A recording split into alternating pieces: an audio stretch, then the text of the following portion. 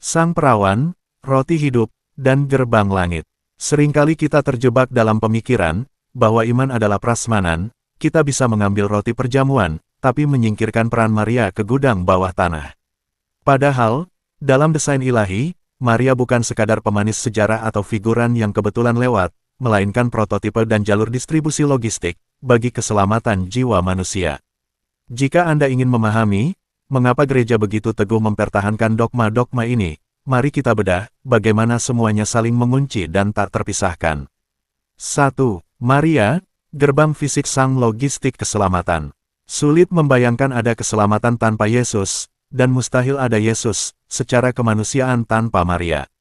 4. Dogma Maria bukan diciptakan untuk memuja manusia, melainkan untuk memagari kemurnian jati diri Yesus, agar tidak melenceng menjadi sekadar tokoh fiksi atau nabi biasa. Kitab suci mencatat nubuat ini dalam Yesaya 7 ayat 14, demikian, sebab itu Tuhan sendirilah yang akan memberikan kepadamu suatu pertanda, sesungguhnya, seorang perempuan muda mengandung, dan akan melahirkan seorang anak laki-laki, dan ia akan menamakan dia Immanuel. Pertama, Theotokos, Bunda Allah. Jika Maria bukan Bunda Allah, maka Yesus yang Anda terima dalam komuni, hanyalah manusia biasa yang kebetulan bijak. Konsili Efesus tahun 431 Masehi menegaskan, bahwa Maria melahirkan Allah dalam daging. Santo Irenaeus dari Lyon, yang hidup antara tahun 130 sampai 202 Masehi, dalam Adversus HRSS, di buku 3, bab 22, paragraf 4 menyatakan, ikatan ketaatan Maria melepaskan ikatan ketidaktaatan Hawa, apa yang diikat oleh perawan Hawa karena ketidakpercayaan, dilepaskan oleh perawan Maria karena iman. Kedua, keperawanan abadi Maria. Ini adalah tanda bahwa inisiatif keselamatan murni berasal dari Allah, bukan hasil reproduksi biologis. Hal ini selaras dengan penglihatan Yehezkiel 44 ayat 2, yakni tentang pintu gerbang yang tetap tertutup, karena Tuhan telah melaluinya. Ketiga, dikandung tanpa noda. Logikanya sederhana, mungkinkah tabut perjanjian baru, yang menampung Sang Kudus dicemari oleh dosa? Injil Lukas di bab 1 ayat 28 menyebutnya, kecharitomene, penuh rahmat, sebuah kondisi jiwa yang sempurna sejak awal oleh rahmat, yang mengalir dari salib Kristus yang melampaui waktu. Keempat, Maria diangkat ke surga. Inilah spoiler, atau bocoran bagi akhir hidup kita. Apa yang terjadi pada Maria, adalah janji bagi semua jiwa yang setia. Mazmur 132 ayat 8 mengaitkan ini secara simbolis. Bangunlah ya Tuhan, bersiaplah ke tempat perhentianmu, engkau serta tabut kekuatanmu. 2. Maria sebagai bendahara rahmat, saluran yang tak tersumbat. Logika ini sering membuat orang mengerutkan kening, mengapa harus lewat Maria jika bisa langsung ke Yesus? Jawabannya bukan karena Yesus sedang sibuk, melainkan karena Tuhan sendiri, yang memilih rute tersebut sejak peristiwa di Kana, lihat Yohanes 2 ayat 1-11. Di sana, rahmat mukjizat pertama mengalir melalui intervensi Maria. Paus Pius X dalam ensiklik Ad Diem Illum Laetissimum, di paragraf 12-14 menjelaskan peran ini secara tajam. Oleh karena persekutuan penderitaan, dan kehendak antara Maria dan Kristus, dia pantas menjadi pembagi segala anugerah, yang telah dimenangkan bagi kita melalui darahnya. Ia adalah bendahara dari semua rahmat, yang Yesus peroleh bagi kita dengan kematiannya.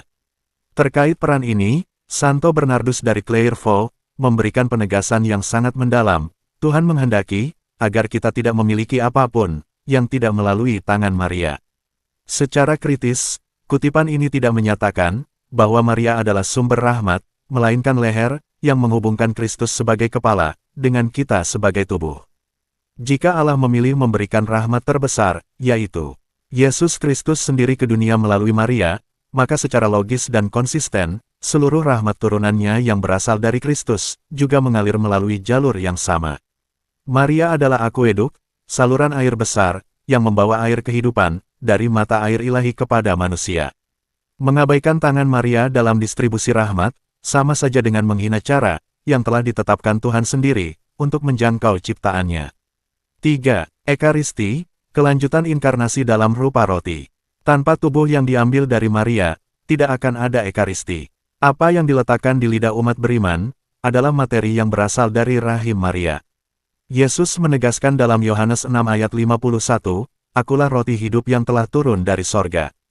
Jikalau seorang makan dari roti ini, ia akan hidup selama-lamanya, dan roti yang kuberikan itu ialah dagingku, yang akan kuberikan untuk hidup dunia.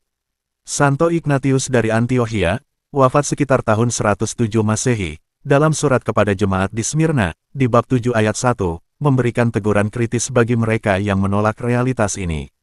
Mereka menjauhkan diri dari Ekaristi dan doa, karena mereka tidak mengaku bahwa Ekaristi adalah daging juru selamat kita Yesus Kristus, daging yang menderita karena dosa-dosa kita. Dalam dokumen Ecclesiade Eucharistia, di bab 6 nomor 55, Paus Yohanes Paulus II memberikan refleksi mendalam. Maria menghayati iman Ekaristinya, bahkan sebelum Ekaristi dilembagakan, karena fakta bahwa ia mempersembahkan rahimnya yang perawan bagi penjelmaan sabda Allah. Akibatnya, ada analogi yang mendalam antara fiat, terjadilah padaku menurut perkataanmu, yang diucapkan Maria sebagai jawaban atas kata-kata malaikat, dan amin, yang diucapkan setiap umat beriman, ketika mereka menerima tubuh Tuhan. 4. Keselamatan jiwa, sinergi dogma dan sakramen. Keselamatan bukan tentang perasaan sentimental, tapi soal penyatuan kodrat manusia dengan kodrat ilahi, yakni teosis. Tanpa menerima roti kehidupan, jiwa kehilangan daya hidupnya. Dalam konteks ini, Maria bukan hanya ibu bagi Yesus secara biologis, tetapi ibu bagi semua orang yang diselamatkan. Santo Agustinus dari Hippo, yang hidup antara tahun 354 sampai 430 Masehi, dalam karyanya De Sancta Virginitate, di bab 6 menegaskan, Maria adalah ibu dari anggota-anggota Kristus, yaitu kita sendiri, karena dia telah bekerja sama dengan kasih, agar umat beriman lahir di dalam gereja. Mereka adalah anggota-anggota dari Sang Kepala, Kristus, yang mana dia adalah benar-benar ibu menurut daging. Keselamatan jiwa terjadi ketika manusia memakan Sang Hidup, agar tidak mati selamanya.